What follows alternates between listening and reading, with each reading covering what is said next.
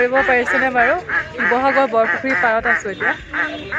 অলপ শিৱ মন্দিৰত সোমাই যাম বুলি ভাবিছোঁ। খুব ধুনীয়া পৰিৱেশ, বহুত মানুহ আছে ইয়াতে ৰৈ।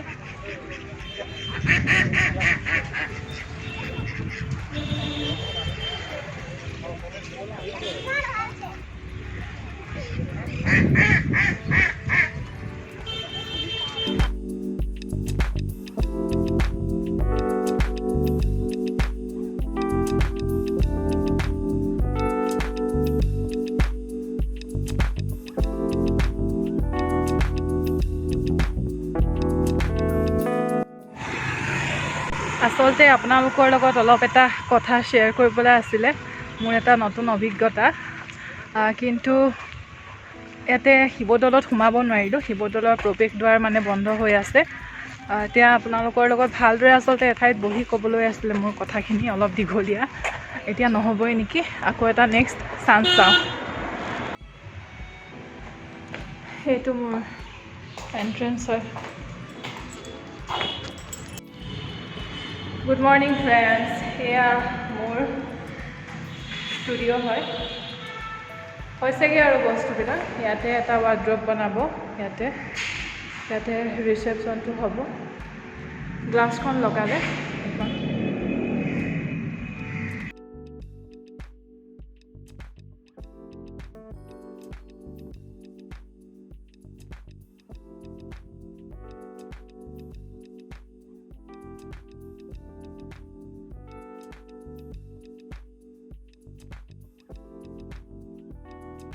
আপোনালোকক কালি মই এটা কথা শ্বেয়াৰ কৰিব বিচাৰিছিলোঁ, কিন্তু কালি সুবিধাটো নাপালোৱেই। কালি বহুত দেৰি হৈ গ'ল শিৱসাগৰৰ পৰা আহি পাওঁতে।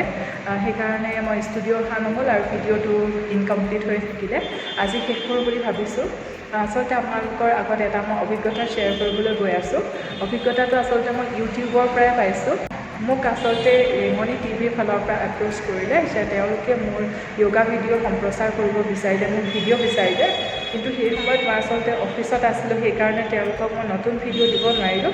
তেওঁলোকে ইউটিউবত মোৰ থকা ভিডিঅ'ত তেওঁলোকৰ ৰাতিপুৱাৰ এটা প্ৰগ্ৰেমত, prabhatiswargam বুলি কয় এটা প্ৰগ্ৰেম, ৰাতিপুৱা 7টা বজাৰ পৰা দিয়ে। তাতে তেওঁলোকে 14 নৱেম্বৰ দিনাখন সম্প্ৰচাৰ কৰিলে। ৰাতিপুৱা প্ৰায় 7:30 মানত মোৰ খণ্ডখিনি ওলালে আৰু মোৰ অংশখিনি ওলালে।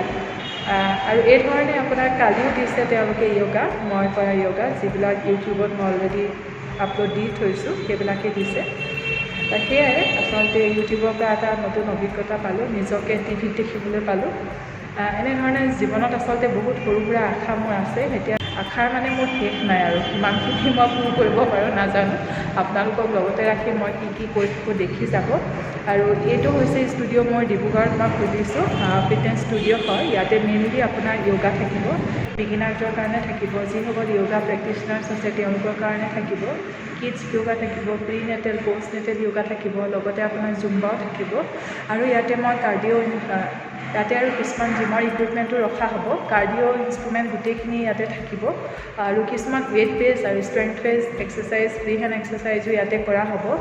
ক'বলৈ গ'লে হাই ইণ্টেনচিটি ৱৰ্কআউট কিছুমানৰ ব্যৱস্থাও ইয়াতে ৰখা হ'ব। মেট পিলাটিছো থাকিব। আপোনালোক কোনোবা যদি মোৰ ডিব্ৰুগড়ৰ পৰা আছে ভিউৱাৰ, আপোনালোকে মোৰ ষ্টুডিঅ'টো এবাৰ হ'লেও ভিজিট কৰি চাব। কেনেকুৱা হয় আপোনালোকৰ ছাজেশ্যনবিলাক মই সদায় আচলতে বিচাৰোঁ। আপোনালোকৰ পৰা ছাজেশ্যন পালে বহুত সুখী অনুভৱ কৰোঁ, কাৰণ তেতিয়া মই অলপ মোৰ নিজকে ইমপ্ৰুভ কৰিব পাৰোঁ। সিমানখিনিয়ে আচলতে আপোনালোকৰ লগত ক'বলৈ আছিলে। তেন্তে আজিলৈ এতিয়া ভিডিঅ'টো ইমানতে শেষ কৰিম। এটা ক্লিপ মই লগাই দিম মোৰ টিভিত সম্প্ৰচাৰ হোৱাৰ ভিডিঅ'টোৰ অলপ এটা অংশ। মই প্ৰথমবাৰৰ কাৰণে যিহেতু টিভিত ওলাইছোঁ, সেয়েহে আপোনালোকৰ লগত এই এক্সপিৰিয়েঞ্চটো শ্বেয়াৰ কৰিলোঁ। যদি ভিডিঅ'টো ভাল পাইছে লাইক কৰিব, শ্বেয়াৰ কৰিব, কমেণ্ট কৰি জনাবলৈ নাপাহৰিব। তেন্তে আজিলৈ আহিছোঁ। ভিডিঅ'টো চোৱাৰ বাবে অশেষ অশেষ ধন্যবাদ। Stay safe, stay healthy and be positive. Bye. এয়া ৰেঙনি টিভিত হয়। আজি মই ওলাই আছোঁ ৰাতিপুৱা 7টা বজাৰ প্ৰগ্ৰেম এটা, prabhatiswargam বুলি। অনুভৱ কৰিব আপোনাৰ পেটত জমা হৈ থকা গেছ ৰিলিজ কৰাৰ কাৰণে বা যিবিলাক বেয়া আপোনাৰ টক্সিক গেছ সোমাই আছে। নেক্সট আসনটোৰ নাম হৈছে উষ্ট্ৰাসন বা কেমেল প'জ। এই আসনৰ অভ্যাসেও আমাৰ এচিডিটি বা গেছৰ সমস্যাত যথেষ্টখিনি সহায় কৰিব পাৰিব।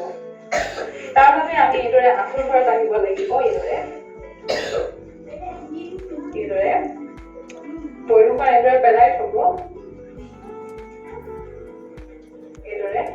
এতিয়া